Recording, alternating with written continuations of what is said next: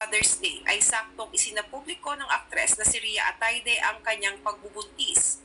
Nang batiin niya ng Happy Father's Day ang soon-to-be dad at Mr. niyang si Sanjo Marudo. Sa Instagram ay nagpost si Rhea ng Father's Day greetings kay Sanjo, kasabay ng picture nilang mag-asawa sa beach, kung saan ipinandera na rin niya for the first time ang kanyang baby bump na siya namang ikinatuwa ng kanilang avid fans and followers. Saad ni Rhea, excited na siya sa panibagong journey nila ng Mr. Mapapasa sa caption, "To the dad you already are and the dad I know you'll be. Love you, only Sanjo Marudo. So excited for this new chapter with you. Happy first Father's Day."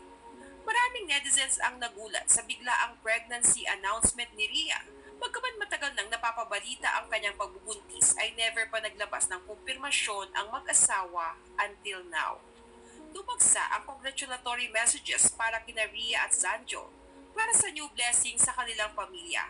Pero may isang commenter ang tila hindi masaya sa balita ng pagbubuntis ni Rhea.